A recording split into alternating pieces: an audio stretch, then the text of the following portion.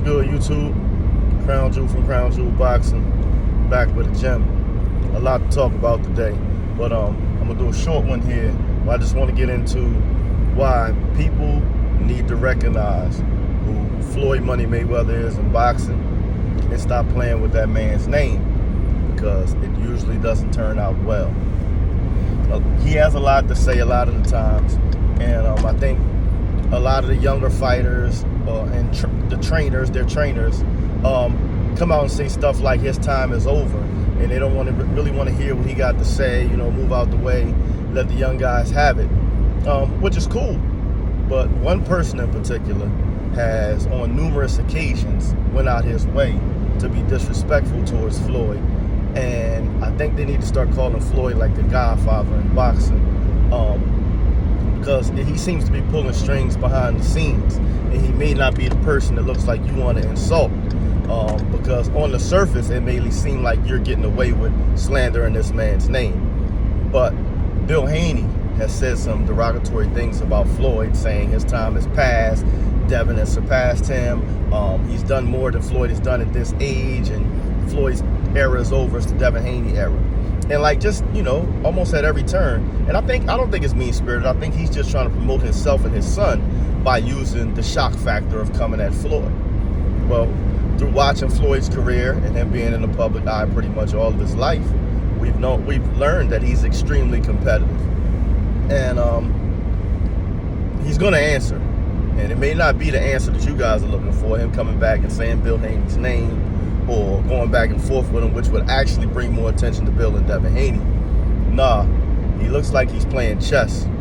And if you look over the past couple weeks, since Ryan Garcia and Devin Haney have both, via their social media, let the world know that they intended to fight next and were indeed in negotiations, all of a sudden in the past week, you started to see Ryan Garcia with Floyd Mayweather on social media, or out a lot of places, being seen together, making it known that they're conversing, and Ryan even going as far to say that Floyd is a mentor to him and he's learning a lot from him.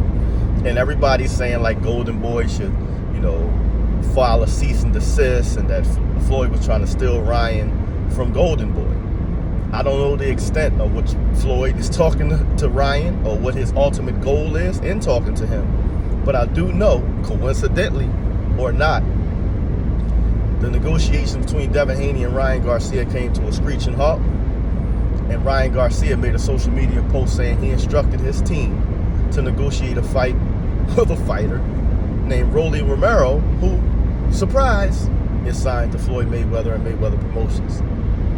So I know a lot of people in boxing may not like it. I don't particularly like that fight as much as I like the Devin Haney fight. Do I feel it's an entertaining fight? Do I feel both of them will talk and make the fight intriguing? Do I think both of them have the ability to knock the other one out? Yes. So it's still a competitive, intriguing fight, because I can see either guy having an opportunity to win it. Is it as quality of a fight as Ryan Garcia and Devin Haney? Absolutely not. But what happens is, Ryan Garcia at this point, outside of Tank Davis, might be the biggest name available for Devin Haney right now, in his actual biggest purse. As we know, Devin Haney just went up and fought two-time world champion Regis Prograis in what is supposed to be his hometown of San Francisco, was unable to sell out the arena, did a respectable gate by all accounts, all reports, not so respectable pay-per-view numbers, so needs like a dance partner or a big star to be able to make a fight with, in order to become what he ultimately wants to become, and that's one of the bigger earners in the game and a pay-per-view star. Ryan Garcia represented that to him. That has now been snatched away from him, and I can guarantee you Floyd Mayweather sitting back saying, you should have kept my name out your mouth, because I just stole that payday from you. Now Bill and Devin Haney are left scrambling to figure out what they're going to do next, which we all know they do have a mandatory in Sandor Martin that they have to fulfill. But you would think, a fight the magnitude of a Ryan Garcia will put them in a financial position to be able to give Sandor Martin step-aside money. So, you can't really see that being a roadblock. But without that, he's probably going to have to fight Sandor Martin and defend his title which likely means he's not going to make nearly the kind of money he could have made against Ryan Garcia. And I just think this is a lesson that a lot of people coming up in boxing on the business side need to pay attention to.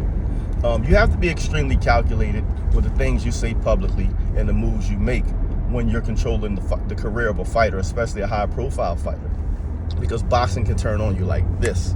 And if you violate the wrong person, that could mean your career. So some people will respect the banter and go back and forth with you. You know, some people take that as disrespect, especially someone as accomplished as a Floyd Mayweather on both sides, as a fighter and as a promoter, because we cannot say Gervonta Tank Davis and speak on the heights he's reached in his career without mentioning him being alongside Floyd Mayweather Jr. for a lot of that time, and Mayweather Promotions having a lot to do with propelling this kid into a pay-per-view star and maybe the face of boxing right now. So, as I'm saying, if you have guys, and not just in boxing, in business, that you participate in that are bigger than you, you might want to be careful how you speak on them, because not everybody is going to say, oh, he's just trying to feed his family, I'm going to let him live and allow him to eat. I have a phrase I used to say all the time. I was involved in politics in my local area, been elected to a couple municipal positions or district positions, and I used to always say, politically, when guys get into it and one guy comes out on the wrong end of it, or you joust with, you know, a political powerhouse and mysteriously lose your job, say you may want to stop trying to box with people that have a longer reach than you. And I think that's exactly what happened in this instance. I think Devin Haney has had a very accomplished and great career. I think Bill Haney's done a great job of guiding him and getting him to where he's at this point.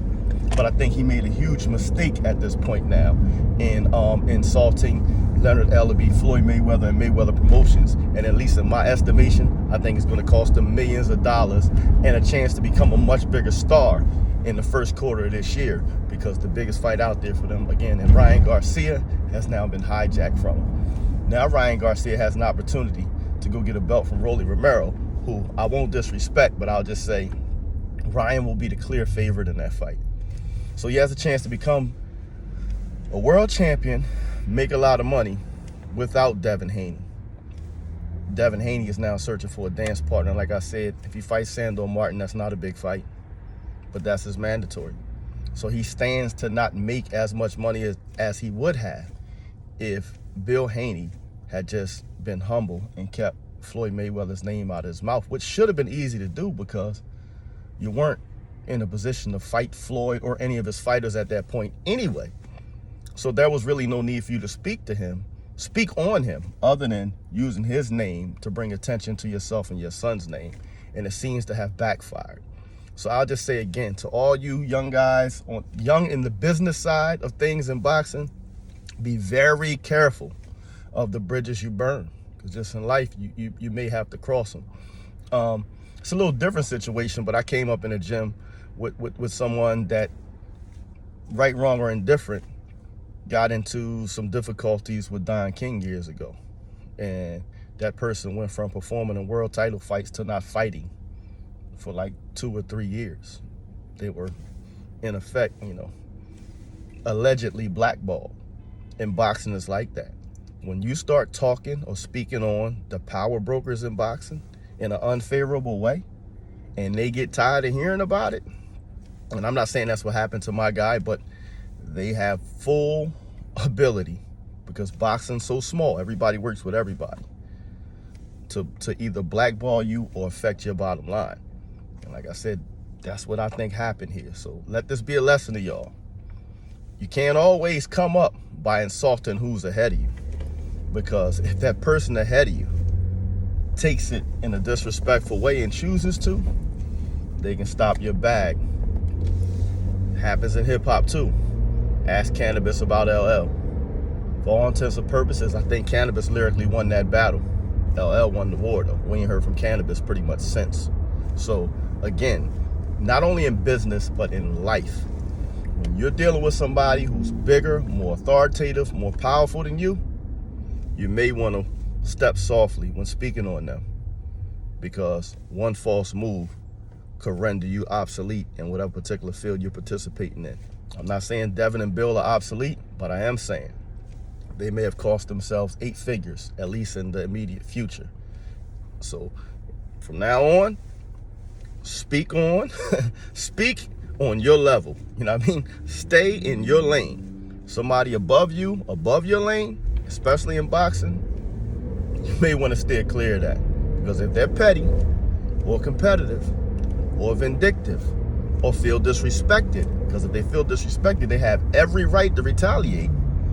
You may end up on the outside looking in of what may have been the highest profile, highest paying event of your career.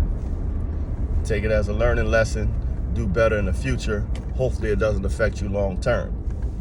All I can say is, a lack of humility is likely putting Devin in a position where he's going to have to fight Sandor Martin, which is not a bad thing. He's still defending his world title, but he's not going to make nearly the amount of money he would have made against Ryan Garcia. Until next time, keep your hands up, your chin down, your ass off the floor. Peace.